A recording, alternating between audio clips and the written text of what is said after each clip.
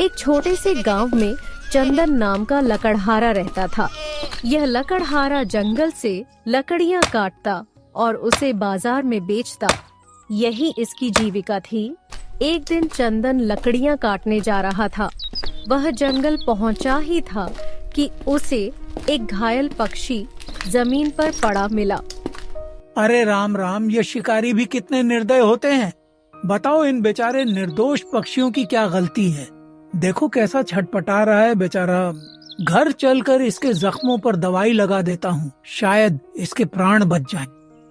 ऐसा सोचकर चंदन फिर लकड़ियां नहीं काटता है और तोते को अपने घर ले जाता है।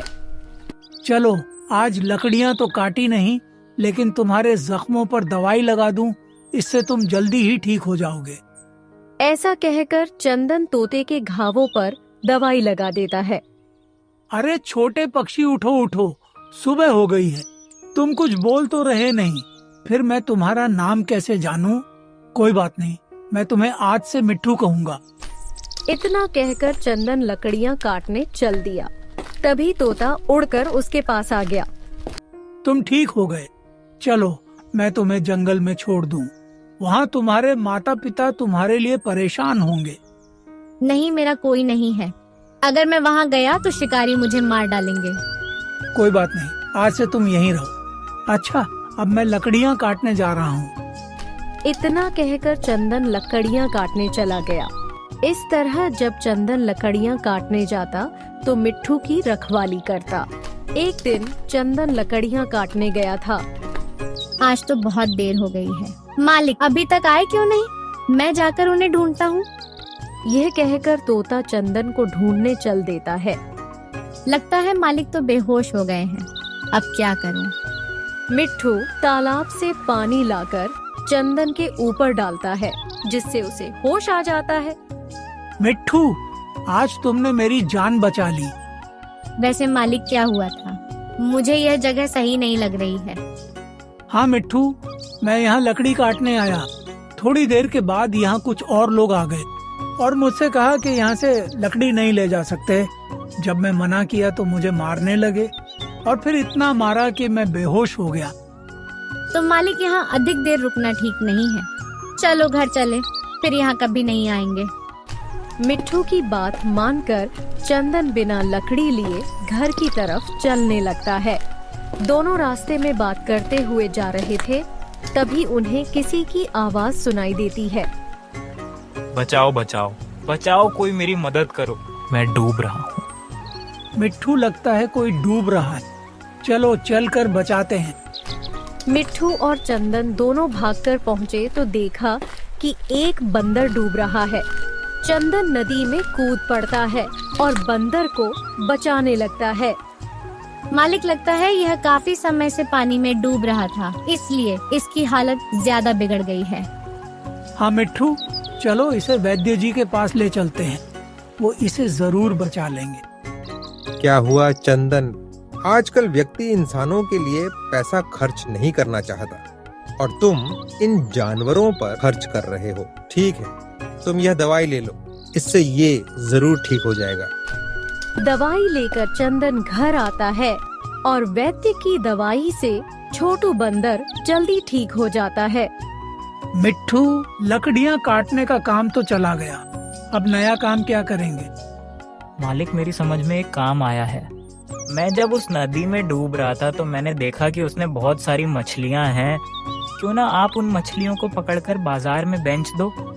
अरे वाह छोटू बंदर, तुमने तो मेरी समस्या ही दूर कर दी। उसके बाद से चंदन उस नदी में मछलियाँ पकड़ता और बाजार में ले जाकर बेच देता। इस तरह उसकी जीविका चलने लगी। अच्छा छोटू और मिट्ठू, तुम दोनों आज घर की रखवाली करो। मैं अभी मछलियाँ पकड़ कर आता हूँ, फिर आज साथ में बाजार चलेंगे। ठीक है मालिक, आप जाओ, हम दोनों घर की देखभाल कर लेंगे। चंदन मछलियाँ पकड़ने चला जाता है। मिट्ठू और छोटू घर रह जाते हैं। दोपहर को जब चंदन मछलियाँ पकड़कर आ रहा था, तब दोनों चंदन को रास्ते में मिल गए। क्या हुआ? तुम दोनों घर छोड़कर यहाँ क्यों आ गए? मालिक, आज हम ऐसी सूचना लेकर आए हैं कि आप सुनकर खुश हो जाएंगे। अच्छा बताओ फिर क्या बात है। मालिक, अपने राज्य के राजा जो हैं, उनके यहाँ एक बड़ा उत्सव होने वाला है। इसके लिए उन्होंने सभी मछुआरों से बड़ी बड़ी मछलियाँ लाने को कहा है। जिसकी मछली सबसे बड़ी होगी उससे मुंह मांगा इनाम दिया जाएगा। और हाँ मालिक, उत्सव कल ही है तो आपको कल सबसे बड़ी मछली पकड़नी है। हाँ दोस्तों, यह मौका बहुत अच्छा है। कल मैं सबसे बड़ी मछली पकड़नी होगी। सुबह होते ही चंदन ने उस नदी से सबसे बड़ी मछली पकड़ी और उसे राजा के यहाँ दे आया। फिर जब शाम तक राजा का कार्यक्रम समाप्त हुआ तो उन्होंने इनाम देने के लिए सभी मछुआरों को बुला लिया। वैसे आप सब लोगों की मछलियां तो बहुत बड़ी थी, लेकिन सबसे बड़ी मछली चंदन की थी। इसलिए चंदन, तुम जो चाहो वह इनाम में मांग सकते हो। मांगो, क्या मांगना चाहते हो? महाराज, मैं आपसे ज्यादा कुछ नहीं मांगूंगा। मुझे आप केवल थोड़ी सी जगह दे दें, जहां मैं अपना घर बनाकर अपने दोस्तों के साथ आराम से रह सकूं। चंदन, तुम जो मांगते मैं वो देता। इसलिए तुम मुझसे हीरे जवाहरात भी मांग सकते थे, लेकिन तुमने अपनी ईमानदारी दिखाई, इसलिए मैं तुमसे खुश हुआ। मेरे राजमहल से कुछ दूरी पर बहुत सी भूमि पड़ी है, तुम जितनी चाहे ले सकते हो। राजा की बात सुनकर चंदन बहुत खुश हुआ। उसने राजमहल से कुछ दूरी पर एक घर बनाया और अपने मित्रों के साथ रहने लगा। अब चंदन ने मछलियां पकड़ना छोड़कर खेती में सब्जियां उगाना शुरू किया। एक रात कुछ चोरों ने राजा के राजमहल में चोरी की। सैनिकों ने चोरों का पीछा किया। चोर व्यापारी का वेश बनाकर भागने लगे। ये देख, क्या अभी तक सैनिक पीछे आ रहे हैं? हाँ भाई, आ रहे हैं। तो जैसा मैं कहूँ वैसा ही करना। चंदन के घर तक आए और चंदन से कहा, भाई हम व्यापारी हैं, रास्ता भटक गए हैं, हमारा सामान रख लो, हम सुबह आकर ले लेंगे, ठीक है? भाई आप अपना सामान घर में रख दो। चोर चोरी का सामान चंदन के घर रखकर भाग गए। थोड़ी देर बाद राजा के सैनिक चंदन के घर पहुँचे। चंदन, क्या कोई चोर इधर से गए हैं? नहीं, चोर तो नहीं आए, लेकिन कुछ लोग निकले थे, उनका सामान मेरे घर में रखा है। चलो दिखाता हूँ। ये तो वही सामान है जो चोरी किया गया था। इसका मतलब तुम भी चोरों के साथ हो। भाई मेरा विश्वास करो, मैंने चोरी नहीं की, ये उन लोगों ने रख दिया और चले गए। तुमने चोरी की है या नहीं, इसका फैसला महाराज करेंगे। अभी हमारे साथ चलो। सैनिक चंदन को लेकर चल देते हैं। मालिक, हमारे मालिक को मत ले जाओ, उन्होंने चोरी नहीं की है। चंदन, तुम तो बहुत ईमानदार थे, तुम भी चोरी करोगे, इसकी मुझे उम्मीद नहीं थी। महाराज, मैंने चोरी नहीं की। उन लोगों ने कहा कि वह व्यापारी है, इसलिए मैंने उनका सामान रख लिया। कुछ भी हो, लेकिन मैं चोर को क्षमा नहीं कर सकता, इसलिए तुम्हें 5 वर्ष कैद की सजा देते हैं।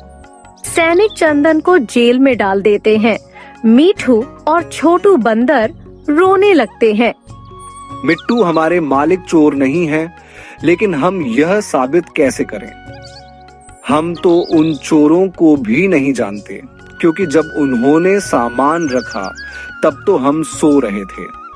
काश हमने मालिक को मछली पकड़ने का काम ना बताया होता तो आज यह दिन नहीं आता। दोनों इसी तरह रात भर बात करते रहते हैं और रोते रहते हैं। चंदन लगभग 5 दिनों तक जेल में बंधता है। फिर एक दिन, महाराज, आप हमारे निर्दोष मालिक को इस तरह सजा नहीं दे सकते। तुम्हारा मालिक निर्दोष नहीं है, उसने चोरी की है। और अगर मैं मान लूं कि तुम्हारा मालिक निर्दोष है, तो चोर कौन है? आपका मंत्री? हाँ महाराज, आपका मंत्री। नहीं महाराज, नहीं, मैं चोर नहीं हूँ। मैं इतने दिनों से आपका विश्वास पात्र हूँ। मैं भला मंत्री होकर चोरी क्यों करूँगा? यह दोनों झूठ बोल रहे हैं। मैं कैसे मान लूं कि मेरा मंत्री चोर है? महाराज, एक दिन हम लोग मंदिर से लौट रहे थे तो हमने देखा कि आपका मंत्री बिना सैनिक केवल अकेला जंगल की ओर जा रहा था, तो हमें शंका हुई और हम लोगों ने उसका पीछा किया। तुम लोगों ने चंदन को फंसाकर ठीक नहीं किया है।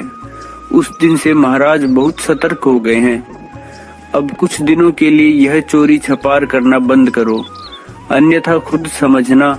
मेरा हिस्सा मुझे दो, मैं चलूं। किसी को पता लगा तो आसमान फट पड़ेगा मुझ पर। महाराज, मंत्री चोरों से मिला हुआ है। अगर आप चाहें तो हमारे साथ जंगल में वह जगह देख सकते हैं। राजा उन दोनों के साथ जंगल में जाकर देखते हैं। दोनों चोर सोए हुए हैं और उनका माल जमीन पर रखा है। राजा सबको पकड़कर जेल में डाल देते हैं और चंदन से कहते हैं, चंदन, मुझसे अनजाने में भूल हो गई, मुझे इसके लिए क्षमा कर दो।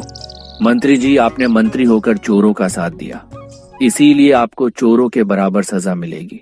जो सजा मैंने चंदन को दी थी वही सजा मैं तुम्हें देता हूँ और आपकी जगह चंदन को नया मंत्री बनाता हूँ।